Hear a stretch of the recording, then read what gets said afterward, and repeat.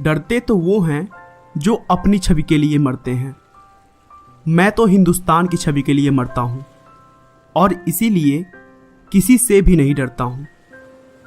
ऐसा कहना है दुनिया के सबसे शक्तिशाली लोगों में शामिल भारत के सबसे लोकप्रिय प्रधानमंत्री नरेंद्र मोदी का, जिन्हें हमारे देश की राजनीति की वजह से आप प्यार करें या फिर नफरत, लेकिन उनके कार्यों को अनदेखा नहीं कर सकते।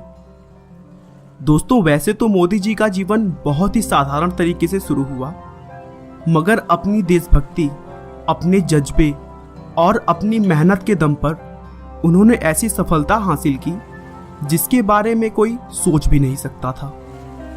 वे एक बेहद ही गरीब परिवार में पैदा हुए। अपने बचपन के दिनों में जब बच्चे खेलने कूदने में अपना समय व्यतीत करते हैं, तब उन्होंने अपने घर की आर्थिक सहायता के लिए अपने पिता की दुकान में हाथ बटाई और ट्रेन के डिब्बों में जा जाकर चाय बेची। लेकिन दोस्तों, अगर आपके अंदर अपने देश के लिए कुछ कर जाने की इच्छा हो ना, तो कोई भी लक्ष्य कठिन नहीं रह जाता। कौन कहता है कि आसमां में सुराख नहीं हो सकता? एक पत्थर तो तबीयत से उछालो यारो। आइए दोस्तों, हम शुरू से मोदी जी के चाय बेचने से लेकर प्रधानमंत्री बनने तक के अद्भुत सफर को डिटेल में जानते हैं। नरेंद्र मोदी का जन्म 17 सितंबर 1950 को बॉम्बे राज्य के मेहसान जिले में वडनगर नाम के गांव में हुआ था। दोस्तों, बता दूं कि बॉम्बे राज्य पहले भारत का ही एक राज्य था, जिसे 1 मई 1960 में अलग कर गुजरात और महाराष्ट्र बना दिया गया। तो इस तरह अब मोदी जी का जन्म स्थान गुजरात राज्य के अंतर्गत आता है। नरेंद्र मोदी के पिता का नाम दामोदर दास मूलचंद मोदी था और मां का नाम हीराबेन मोदी है। जन्म के समय उनका परिवार बहुत ही गरीब था और वे एक छोटे से कच्चे मकान में रहते थे। नरेंद्र मोदी अपने माता पिता की कुल 6 संतानों में तीसरे पुत्र हैं। मोदी के पिता रेलवे स्टेशन पर चाय की एक छोटी सी दुकान चलाते थे, जिसमें नरेंद्र मोदी भी उनका हाथ बटाते थे और रेल के डिब्बों में जा जाकर चाय बेचते थे। लेकिन हाँ, चाय की दुकान संभालने के साथ साथ मोदी पढ़ाई लिखाई का भी पूरा ध्यान रखते थे। मोदी के टीचर बताते हैं कि नरेंद्र पढ़ाई लिखाई में तो एक ठीक ठाक छात्र थे, लेकिन वे नाटकों और भाषणों में जमकर हिस्सा लेते थे और उन्हें खेल कूद में भी बहुत दिलचस्पी थी। उन्होंने अपनी स्कूल की पढ़ाई वडनगर से पूरी की। सिर्फ 13 साल की उम्र में नरेंद्र मोदी की सगाई यशोदाबेन चमनलाल के साथ कर दी गई और फिर 17 साल की उम्र में उनकी शादी हो गई। फाइनेंशियल एक्सप्रेस की एक न्यूज के अनुसार नरेंद्र और जसोदा ने कुछ वर्ष साथ रहकर बिताए, लेकिन कुछ समय बाद नरेंद्र मोदी के इच्छा से वे दोनों एक दूसरे के लिए अजनबी हो गए। लेकिन नरेंद्र मोदी के जीवन लेखक ऐसा नहीं मानते हैं।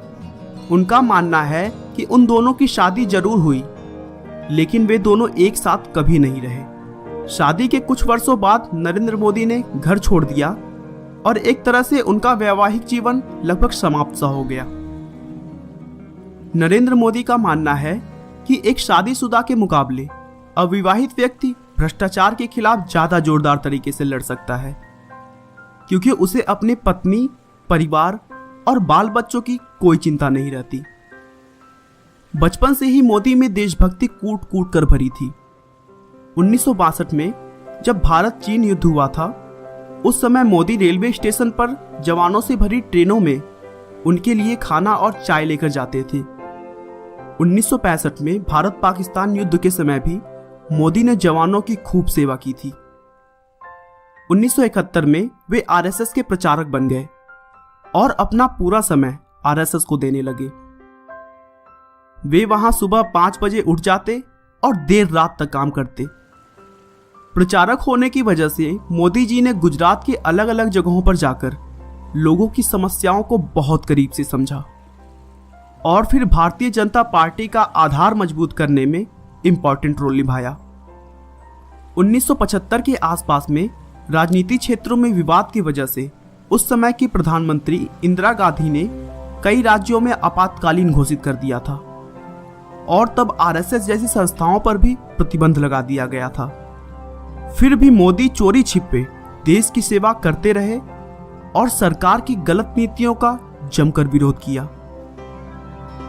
उसी समय मोदी जी ने एक किताब भी लिखी थी जिसका नाम संघर्ष मां गुजरात था। इस किताब में उन्होंने गुजरात की राजनीति के बारे में चर्चा किया था। उन्होंने आरएसएस के प्रचारक रहते हुए 1980 में गुजरात विश्वविद्यालय से राजनीति विज्ञान में पीजी की डिग्री प्राप्त की। आरएसएस में बेहतरीन काम को देखते हुए उन्हें भाजपा में नियुक्त किया गया, जहां उन्होंने 1990 में आडवाणी की अयोध्या रथ यात्रा का भव्य आयोजन किया, जिससे भाजपा के सीनियर लीडर्स काफी प्रभावित हुए। आगे भी उनके अद्भुत कार्य की बदौलत भाजपा में उनका महत्व बढ़ता रहा। आखिरकार मोदी की मेहनत रंग लाई और उनकी पार्टी ने गुजरात में 1995 के विधानसभा चुनाव में बहुमत में अपनी सरकार बना ली। लेकिन मोदी से कहासुनी होने के बाद शंकर सिंह बघेला ने पार्टी से रिजाइन दे दिया। उसके बाद केशुभाई पटेल को गुजरात का मुख्यमंत्री बना दिया गया और नरेंद्र मोदी को दिल्ली बुलाकर भाजपा में संगठन के लिए केंद्रीय मंत्री का रिस्पॉन्सिबिलिटी दिया गया। मोदी जी ने इस रिस्पॉन्सिबिलिटी को भी बखूबी निभाया। 2001 में केशुभाई पटेल की सेहत बिगड़ने लगी थी और भाजपा चुनाव में कई सीटें भी हार रही थी। इसके बाद भारतीय जनता पार्टी ने अक्टूबर 2001 में केशुभाई पटेल की जगह नरेंद्र मोदी को गुजरात के मुख्यमंत्री पद की कमान सौंपी। नरेंद्र मोदी ने मुख्यमंत्री का अपना पहला कार्यकाल 7 अक्टूबर 2001 से शुरू किया। इसके बाद मोदी ने राजकोट विधानसभा चुनाव लड़ा, जिसमें उन्होंने कांग्रेस पार्टी के अश्विन मेहता को बड़े अंतर से मात दी। मुख्यमंत्री पद पर रहते हुए मोदी ने बहुत ही अच्छी तरीके से अपने कार्यों को संभाला और गुजरात को फिर से मजबूत कर दिया। उन्होंने गांव-गांव तक बिजली पहुंचाई, टूरिज्म को बढ़ावा दिया। देश में पहली बार किसी राज्य की सभी नदियों को एक साथ जोड़ा गया, जिससे पूरे राज्य में पानी की प्रॉब्लम सॉल्व हो गई। एशिया के सबसे बड़े सोलर पार्क का निर्माण भी गुजरात में ही हुआ और इन सब के अलावा भी उन्होंने बहुत सारे